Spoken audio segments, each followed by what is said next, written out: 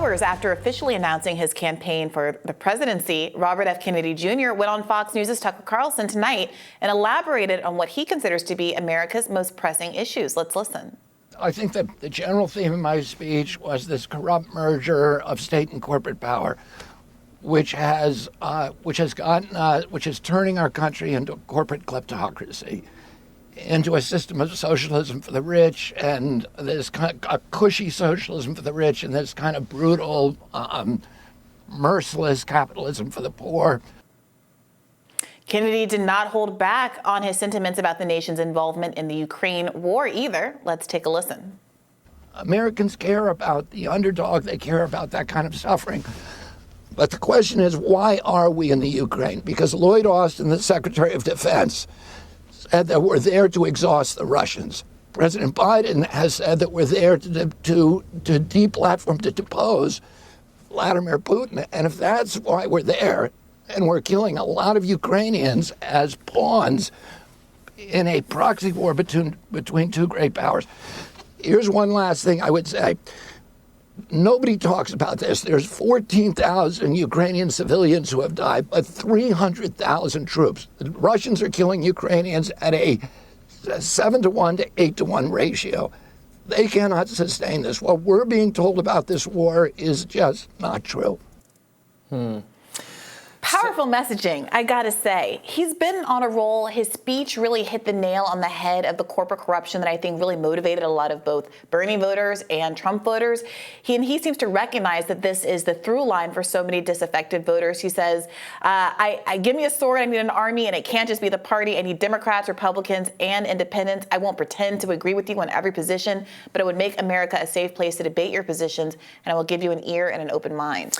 You know, he's polling at, 14% in the Democratic, among Democratic primary voters, which is pretty good, actually. It's sizable compared to the attention that, for instance, Nikki Haley is getting, despite not having much support at all. She's getting a lot of media attention. He's getting almost none. In fact, I think Fox News was the only media outlet covering RFK Jr. Obviously, he made an announcement, and then he was on Tucker Carlson's show. He wasn't anywhere else. In fact, the rest of the media, the mainstream media, to the extent they want to talk about him at all, it is to warn you not to talk about him. Let's play this clip from Aaron Burnett. Biden railing against vaccines, too. Even members of his own family are refusing to support him. Jeff Zeleny is out front.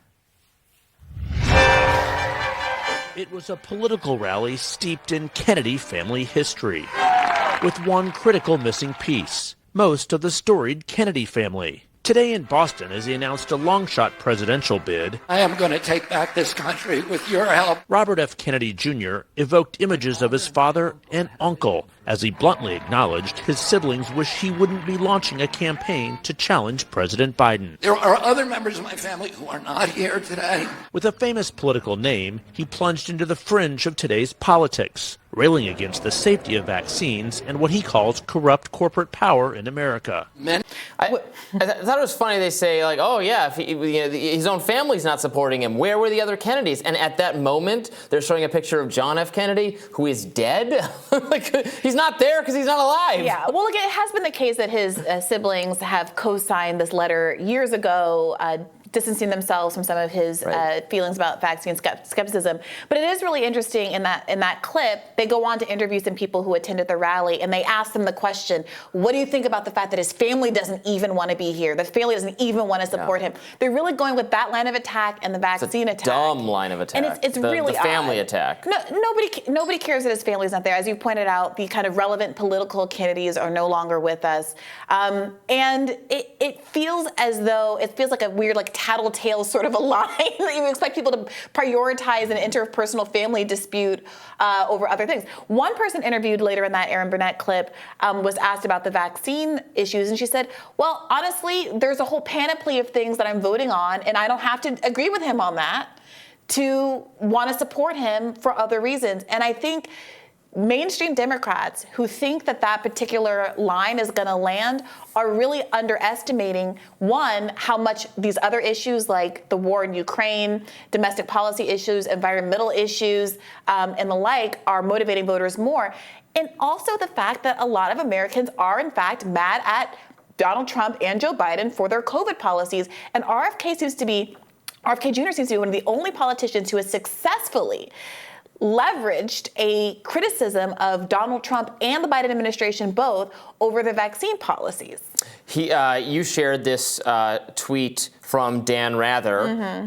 The press should be careful about covering Robert Kennedy Jr.'s quixotic run for president so as not to amplify his dangerous conspiracy theories about vaccines. That is the approach that I expect the mainstream media to take with him. Actually, if he starts doing better, if he's getting even better poll numbers, they will descend on him with the most gatekeeping kind of, all the reporting will be about how dangerous it is for you to consume news and information reporting about Robert F. Kennedy Jr. Yeah. It will be that, and of course no one would ever say, Dan Rather would never say, it is dangerous and unsafe to cover, President Biden's speech about why we should fund the Ukrainian army for the rest of all time until no one is left alive. You would never say that's dangerous. Joe Biden has his fingerprints on some of the most destructive policies that have ever come down the pike in American political life, from the crime bill to NAFTA. And it's ridiculous to be using this sort of framing. Including incorrect things he incidentally said about COVID and vaccines. Of course. And look, I don't want to downplay either the negative consequences of certain kinds of vaccine hesitancy in California, where RFK Jr., I believe, lives, in that kind of like, he's married obviously to a Hollywood actress, like in that kind of those social circles, vaccine skepticism is very popular and has led to these outbreaks of horrible diseases like meningitis among children in school populations there, in volumes like we haven't seen since before we had vaccines. And kids are really hurt by this and they die, and that's an important thing. But when you look at all of the issues that are facing Americans, and you put on one side Ukraine, you put on one side environment and the betrayals of the Biden administration with the ConocoPhillips drilling in Alaska, you put all of the existential issues that are affecting the American public, crony capitalism. Did you hear, by the way, how in the Aaron Barnett segment they said what he calls corporate capitalism, what he calls crony capitalism, as if there's some subjectivity about the corruption of government. And put on the other side, the guy thinks that vaccines cause autism. Like, this is serious. I'm not saying that there aren't serious implications of vaccine hesitancy, but I don't know on what planet you have to live to think that voters are going to take one single issue and that's going to cause them to ignore everything that they know and care about. When you have Joe Biden, he was literally accused of a number of instances of sexual misconduct, and the Democratic Party trotted out every woman from Kirsten Gillibrand to Stacey Abrams to say, nothing to see here, folks.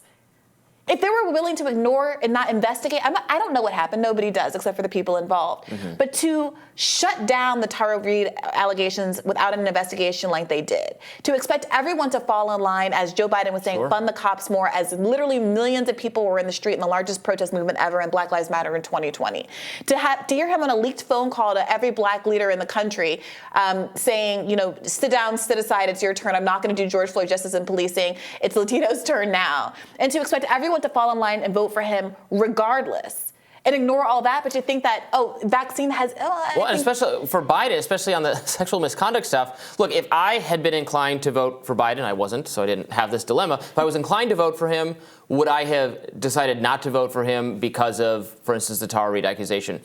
Probably not. Probably I don't think at the end of the day there was enough definitive proof to change my mind, even though I found her credible. I like her views. She's had her on the show. All due respect to her, everything, not trying to contradict what she said. But it was a long ago incident, and there wasn't enough evidence for. I could see why you would not change your mind. But Biden's own standard for adjudicating these things, and the general liberal, democratic, progressive standard, is believe there does not need to be proof. You believe it's because who would ever lie about this? So it should just be taken as an article of faith. That was how so many of these other Me Too incidents have been approached. That is what Biden literally said. That's what Kamala said when she was running against Biden with the first accusation. So, live up to your hypocrisies. Yeah, the Democratic Party taught voters lesser of two evilism. They exist because of lesser of two evilism. They would not be able to sustain without being able to say to voters, at the end of the day, I know this this candidate sucks. I know Hillary Clinton sucks. I know that Joe Biden sucks. But you can't vote for Trump. You can't let Trump win again. So now they should not be surprised when voters, understanding that candidates aren't perfect, and sometimes you got to choke down some beliefs that you don't like, are more than happy to do so when they look at someone like RFK Jr., whose upsides, in many people's view, are going to seem much more significant than his downsides. Indeed. We'll have more Rising right after this.